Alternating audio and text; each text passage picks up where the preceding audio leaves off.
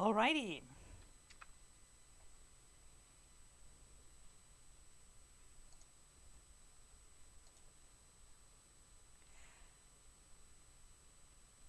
Hello, everybody. Thank you. Thank you for a lot of you to come. Warms my shriveled black heart to see so many of you.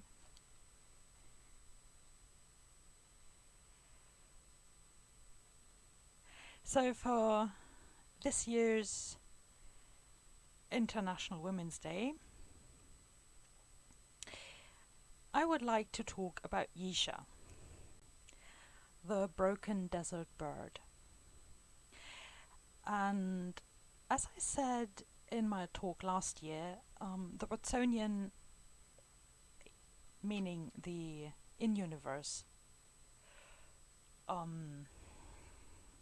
perspective, and the Doyleist, meaning the out-of-universe perspective, should be talked about separately. And this is what I'm going to do today. So let's start with Yeesha from a Watsonian perspective. What happens to her from a point of view that is within the universe? So Yeesha is the third child of Atris and Katran, and her first appearance is in exile, but she's just a baby, she doesn't do much, except maybe poop some diapers. And her proper introduction comes in the next game, which is Revelations. We meet her as a precocious preteen exploring the art. She's joyful and happy, extremely intelligent, can talk to her older brother Cyrus on an almost even footing, but is more drawn towards the spiritual, metaphysical side of the art, just like her mother is. She readily accepts the quirks of more esoteric places like Serenia, which is her favorite age, written by her mother, and she carries with her an amulet which can record snippets in time. Probably due to her mother's increased presence in her life, as opposed to the lack of it in Cyrus and Akenars, Yeesha finds it easier to interact with book people on an equal footing. Her mother is a book person after all. She completely lacks the feeling of superiority that Cyrus and Akenar display. This might very well also stem from the fact that Atris is already teaching her about the art, something he never did with Cyrus and Akenar, and they never wanted to learn how to write ages, preferring to just use the ages their father had already written for their own ends. She's gone for most of the game, but we learn that she struck up a friendship with Cyrus and Akenar at some point. And as we all know, that doesn't go very well. Cyrus tries to take over her body. Akenar dies literally in her arms after trying to save her. Talk about childhood trauma. After that, things get vague. There's a massive time jump between Revelations and Uru and Myst 5, and all we can do is piece her years between those 2 points together as well as we can. She eventually makes her way to the cavern itself, where she meets a Dani survivor named Kalam, who she learns from after having a write-off with him. Either through him or with him, she learns about the plight of the Barrow and realizes that Dani can't go forward as a place or as a culture without addressing this great wrong. She also learns about the prophecies of the Grower. Then Kalam sadly gets murdered, and Yeesha destroys that person through writing, realizes that she herself might be the Grower. The path seems clear now. She figures out that the Dani hold the Barrow through its sacred tablet, and freeing the tablet has something to do with freeing the borrow as a whole. I have thoughts on the grower and borrow metaphysics, but canon is awfully vague about how it all works. The design of the Myst 5 journey that both Escher and Yeesha went through and failed before the player takes an attempt is very borrow, so I think it's safe to say that they implemented it. Uru shows us some of what the borrow went through, but Myst 5 goes into grisly detail, like that Escher is wearing a patch of borrow's skin on his shoulder to be able to link at will. This also illustrates the difference between Yeesha and Escher. Escher violently took, Yeesha learned and was given the knowledge and accepted the borrow way of doing things, which is to tattoo the linking words and images on her skin to be able to link without books. But in the end she fails. She doesn't understand that she isn't supposed to use the tablet to free the borrow, that she's supposed to just give it back so they can free themselves. So, after that abject failure, she finds the player, or rather Watson, to go and do what she has failed to do. And if the player makes the right choice, giving sovereignty back to the borrow, Yeesha is finally freed of her burden and can join her aging father in Relishan for a quiet retirement. So that is Yeesha within her universe, but let's take a step back and talk about tropes and narrative themes. Yeesha is what in literary circles is known as a messiah figure, the chosen one, foretold by prophecy, that one special person with the special abilities who can fix all wrongs. Or is she? Her narrative strongly echoes Campbell's hero's journey. I'm not going to go through this step by step. We can after the talk if you want to, but I'm not going to do it right now. One complaint I see often is that her narrative has strong aspects of the mighty whitey, and yeah, it does, deliberately. She falls for that, and that is why she fails. So in my opinion, her narrative is a subversion of both tropes. She tries to use the tablet to help the borrow, but that's not possible. The tablet represents agency, and that agency needs to be in the hand of the people if they are truly to be free. I think the writers did a good job with that narrative. It handles the subject with a surprising amount of awareness and sensitivity. The freeing of the borrow is shown as a collaborative effort. The explorers, Yeesha, Watson, and the borrow themselves are shown taking part in it. The borrow don't just wait around passively for someone to rescue them.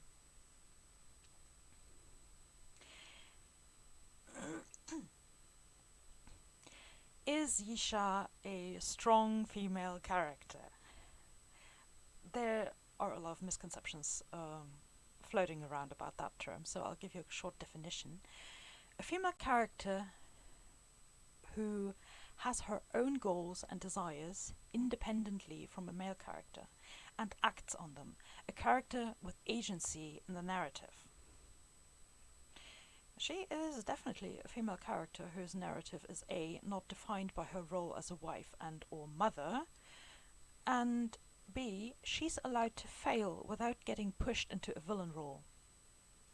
Yeesha, to me, feels a lot more real than the other female Myst characters that came before her. Not that I don't still love them, but Yeesha gets to be flawed. She gets to make mistakes. She gets to grow. She faces her failure and doesn't give up. That dogged persistence to do the right thing is one of the things I love most about her. In my talk last year, one of my biggest complaints was that the other female characters' goals and ethics always conveniently fit with the male protagonist ones. Yeesha is different. She does have the blessing of her dad, because, let's face it, Atris is a bloody saint. But everyone else she meets Callum, Asher, even Dr. Watson, there is antagonism, at least at first. The years and the experience with the tablet certainly broke her, but they sure didn't mellow her, which is probably also a factor why some fans never really warmed up to her. She doesn't go out of her way to be liked, something women are expected to do in our society. Yeesha doesn't defer to anyone. She makes a decision and then she acts on it decisively, even though it may be the wrong decision. But in my opinion, that just makes her human. She speaks and acts with the authority that lifelong trials and learning give her.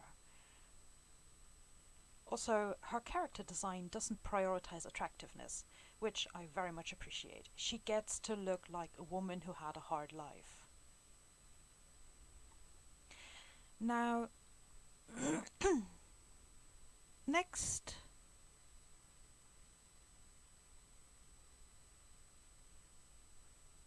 Oh, guys, if you want to talk to me, please do it in the Twitch chat. I'm not reading the Uro chat I have. I don't have two monitors. I can't keep an eye on everything.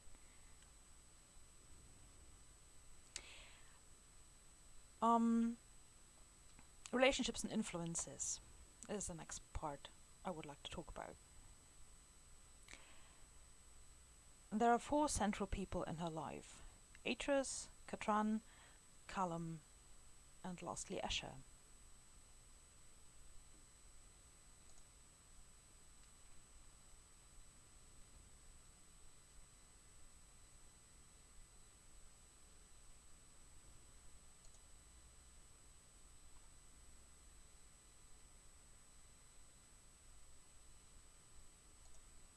Hang on, people are having...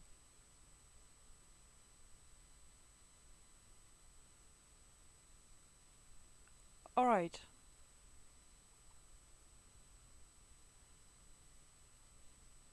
Issue solved? I hope so. Guys,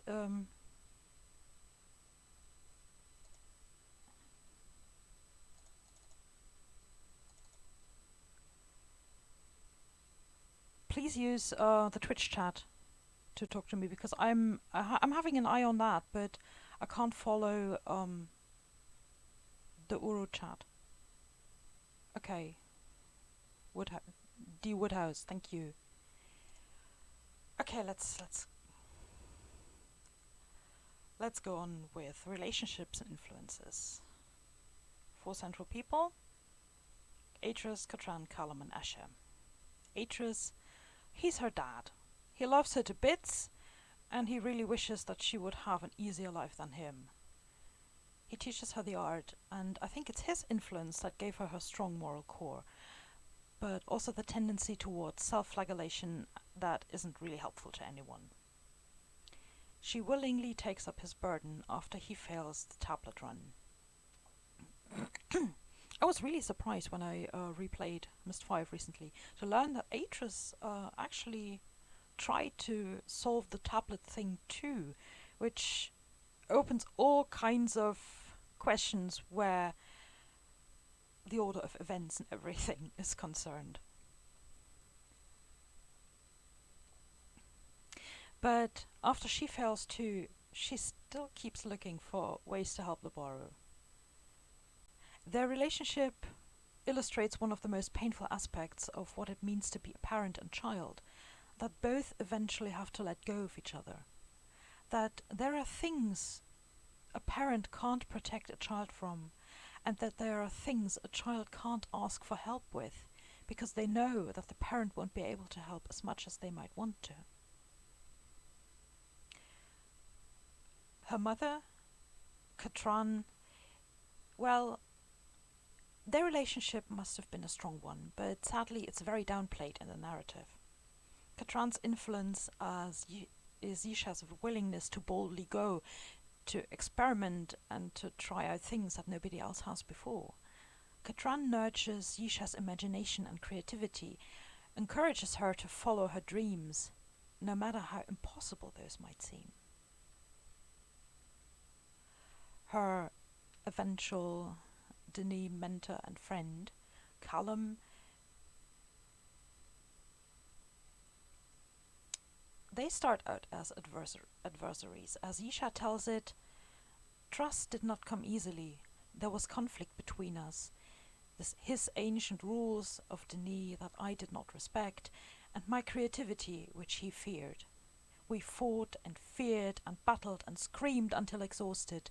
We began to learn from each other. We learned of the power of both, just as father and mother had done. So I learned to write with all the skills that the Denis had known, beyond what my parents had taught me, for their lessons were given by a flawed instructor, and by their own trial and error. I learned to write from a master, an opportunity my father was never given. Kalam's abilities were breathtaking. He knew all that Denis knew when Denis fell. Their bond doesn't become a master-apprentice one. They eventually come out of their conflict as equals, and it looks like they form a beautiful friendship, learning from each other. Kalam was the first person Yeesha encountered after a long time of solitude. His loss must have been catastrophic to her, because it seems like he was the last person she ever let herself close to.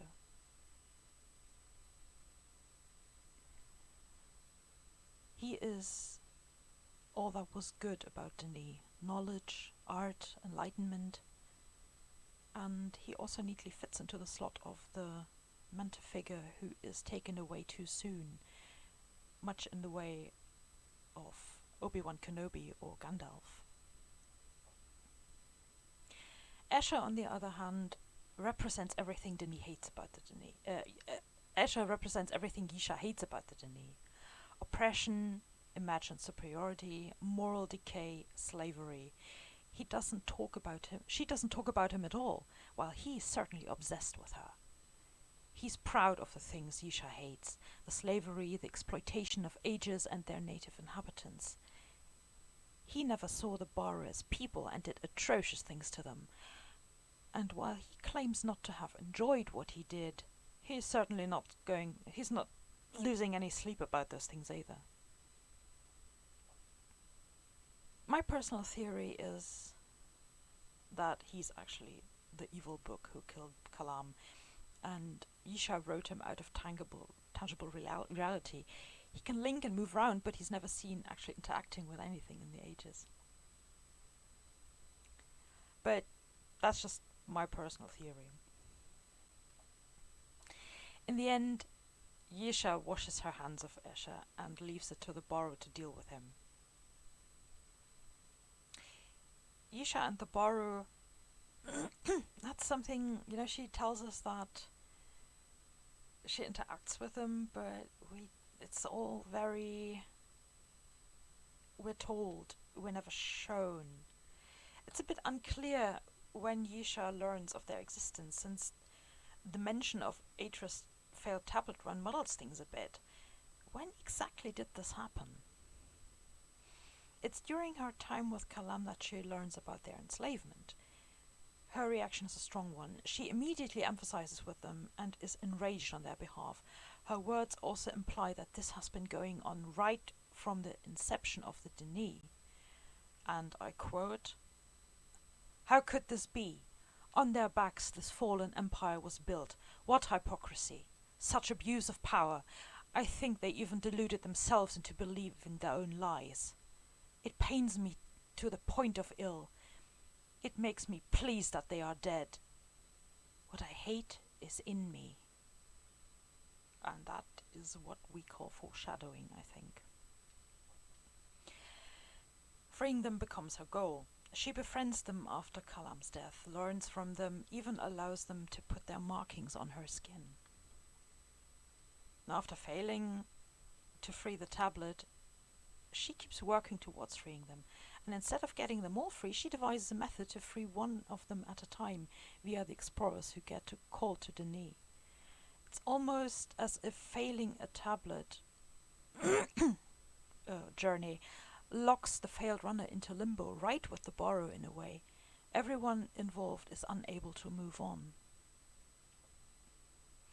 And I think it's her failure that marks her actual change into the grower. She is finally able to let go of pride. And with the final and successful tablet run, the player, presumably as Watson, accomplishes in Myst 5 what everyone else before them has failed to do. And both the Baru and Yeesha are finally free. She says it herself as, "I am set free. The slavery of 10,000 years is over, and the burden of my family is lifted from my weary heart. Praise the Maker. He brought you for this impossible task. You have done well, and many will rejoice." That's another bit of evidence pointing towards the Dene having enslaved the Baru right from the start. This is not a new development that happened somewhere along their history. They came with this kernel of moral rot already inside their souls and were destined to fail eventually, I think. In conclusion, Yeesha is definitely an evolution when it comes to the female characters in the narrative of the Myst universe, though one of my criticisms from last year still stands. We don't see her interact with other female characters. Her mother's influence on her as a person and as a writer is incredibly strong, yet her relationship with her father is so much better explored. It's Atra's teachings, Atra's burden, Atra's legacy. What about Katran's? The Dene here, the Dene there. What about the Rivenese, who make up half of Yeesha's heritage? Wouldn't the exploration of her identity as a half-book person and the way Gain treated the people who are also hers add so much more to her narrative concerning the Baru? Did Katran never take her to Tay to connect with her people? I mean, true, the journals you find in Myst 5 hint at this, but they focus more on Gain as a person and his effect on her family rather than the people of Riven. So that is definitely an aspect that could have been handled better. But overall, I found Yeesha to be an interesting, well-rounded character in a well-executed narrative. So, if you've always liked Yeesha, I hope you agree with me. And if you are among those who dislike her, perhaps I was able to jumpstart some thoughts. Thank you all for listening. If you have thoughts or questions, please feel free to ask them in the Twitch chat.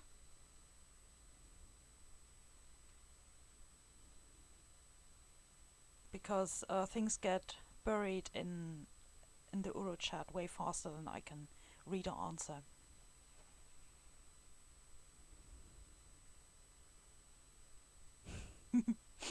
Thank you.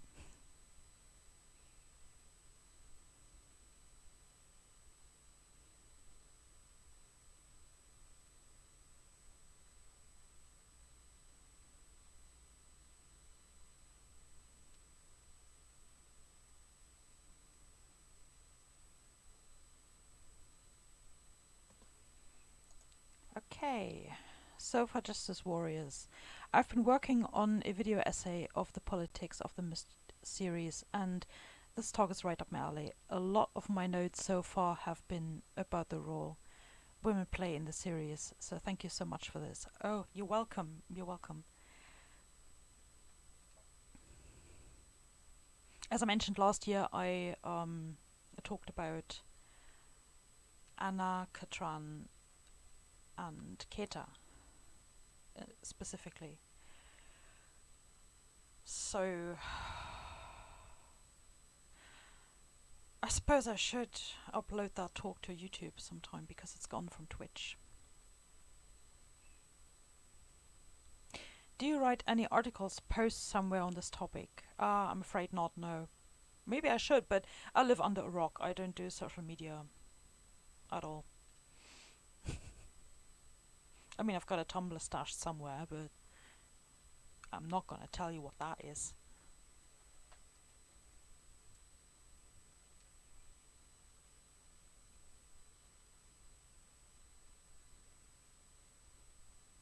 A YouTube upload would be much welcome. I'll get on it. I'll get on it.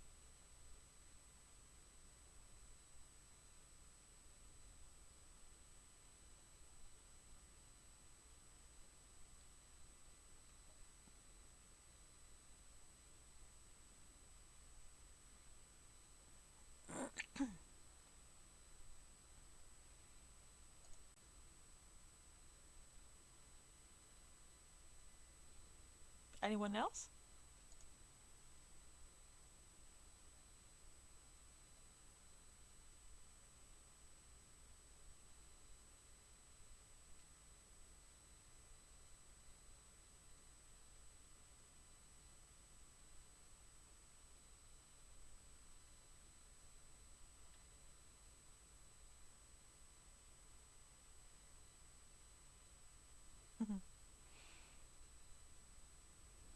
D Woodhouse, you're welcome.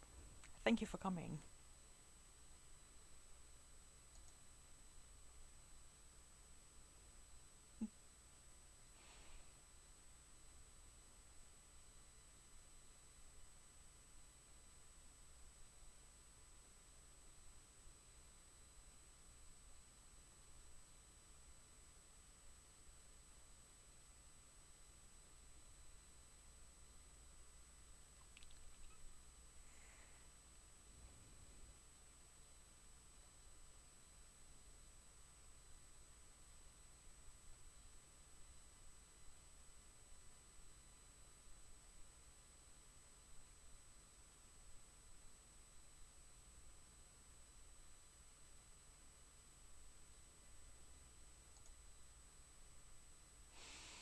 I mean, I have a couple of things bouncing around in my brain that I think might be interesting to talk about. Borrow metaphysics would be one thing. And that's the beauty of soft world building. Not everything is absolutely explored. Mr. Nice Hat. I feel like the part of Yeesha that I don't feel gets explored much is the trauma she went through during Myst 4. How much of her development do you think is based on her previous trauma, and how much is based on her moral beliefs up to that point? Her beliefs on being the grower, for example. Mm, I think the events of Myst 4 mm, well, they definitely gave her trust issues. And I think they also shaped the realization of how quickly things can go wrong, how quickly you can fall into the trap of believing yourself superior to the ones you meet.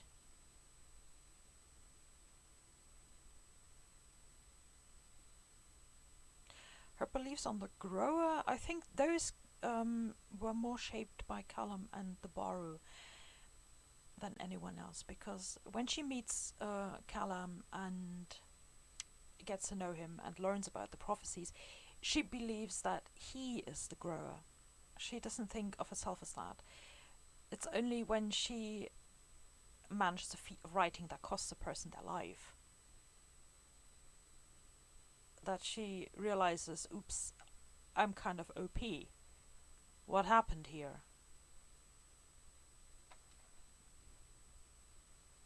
Andre, it's got to be traumatic to grow up without many friends who are also children. Yes, yes, this is actually a thing that repeats itself. Because Atreus grew up the same way, completely isolated. And maybe because he grew up so isolated, he didn't realize how damaging it can be to bring up a girl with only adults as company. because as we are told, the only people Yeesha gets to know during her childhood is her mum, her dad, and the stranger, the weird aunt or uncle who drops by now and again.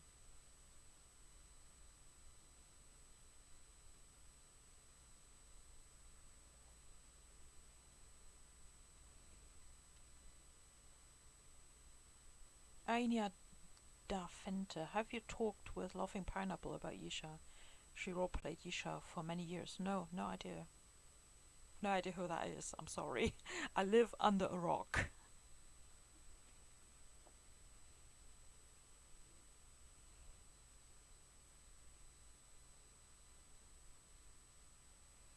This was just me hunting through the source material and having thoughts.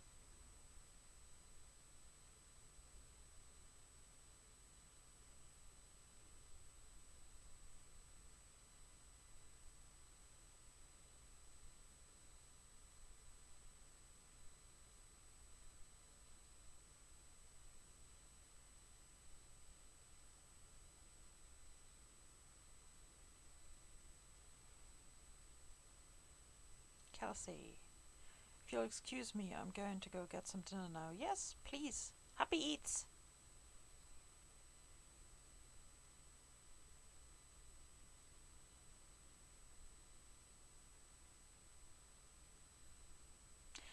Anya da Finte and her brothers.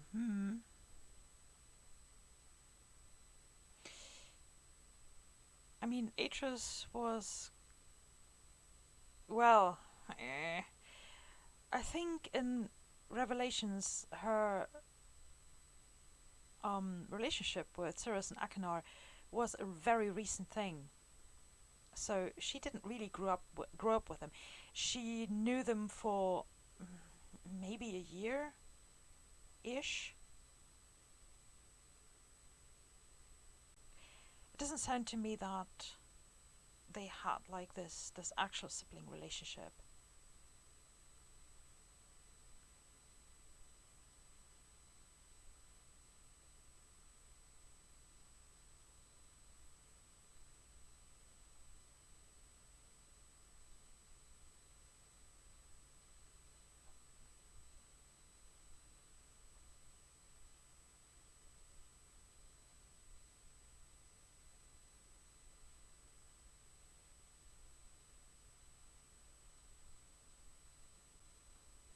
Mr. Nice Hat.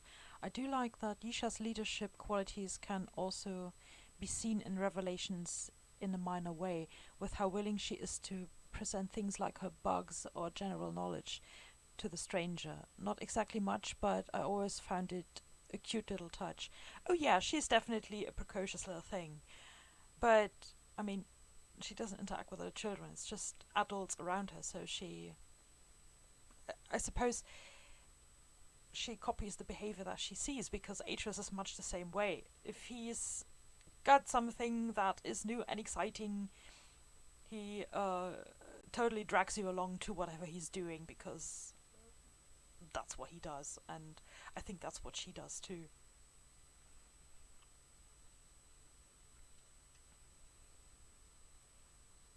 She's definitely not a shrinking flower and never has been, and I appreciate that very much.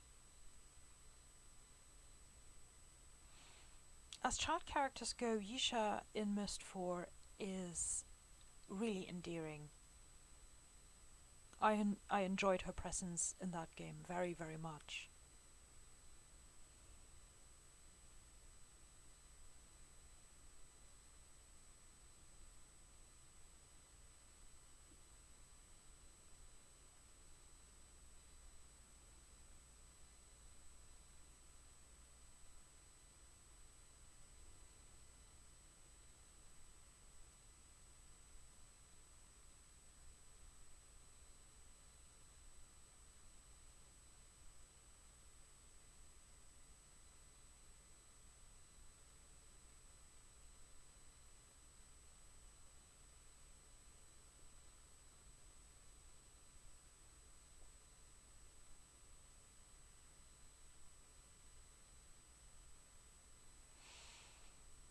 I think the narrative itself has a couple of inconsistencies, and my biggest problem with it is where Atreus fits into all of this. There are some people who say that he like groomed Yeesha to be some kind of savior, and to be quite honest with you, I don't see it. I don't see it. Because that would mean that he knew about the prophecies of the grower, and it doesn't seem so. This is something Yeesha discovers through Callum. Like, Atreus has no part in this. And then there's the question of Atreus' failed tablet run. Like, when is that supposed to happen? How did Atreus know about the Baru at all? Where did he learn about them? Where did he encounter them? Because he never returned to the cavern, and he, after, doing that first failed thing, which is in, well, what's it? Is it the Book of Atreus? I always keep confusing the titles.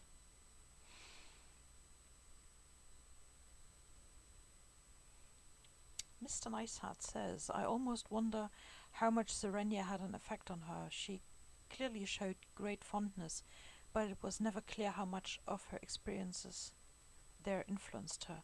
I think they influenced her a great deal. I think Serenia taught her to look beyond the obvious, to look beyond the tangible into the metaphysical. That Serenia is a place where the veil between the waking world and dreams is very, very thin. So dreams are a lot more real there. And I think this helped her with interacting and understanding the Baru, because here we go, Baru metaphysics. Baru are native inhabitants of the multiverse. Like, the entire idea behind the Myst canon is the multiverse theory. And the Baru are capable of hopping between branches. And I think it's that ability that is also their greatest weakness. If they enter an age, they become bound by the rules of that age. So they hop into an age where they are written, capital W written, to be slaves, and that is what they become.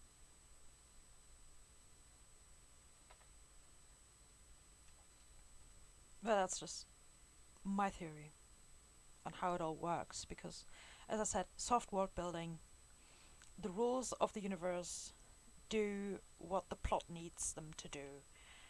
It's not necessarily about consistency or realism.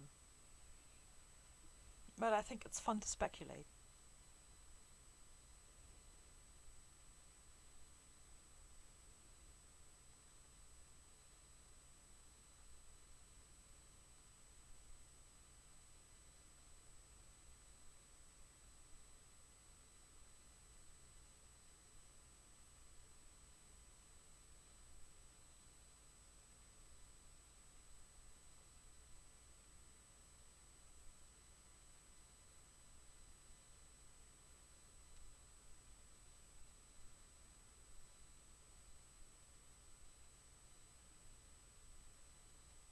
Anyone else having thoughts they would like to share?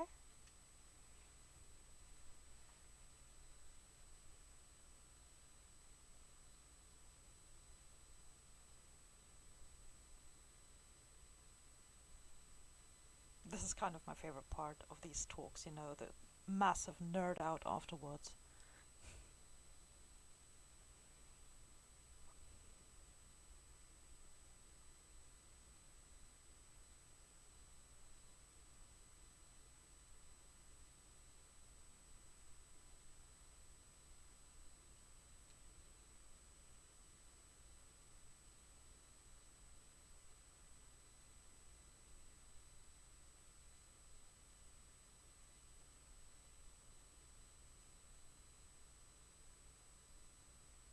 Nobody? Alright, then I suppose we can.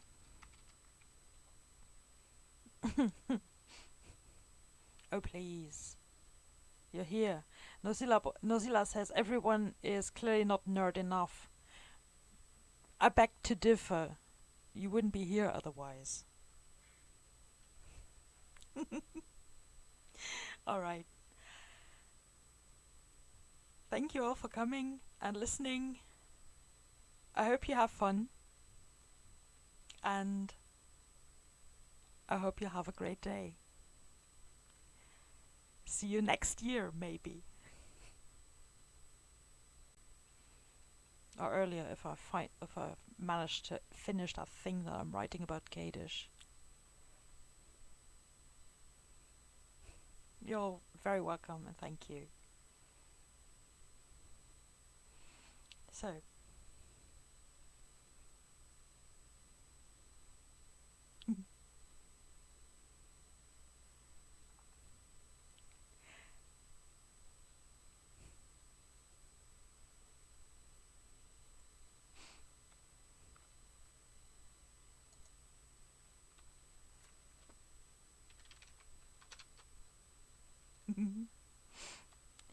I don't know how to lean.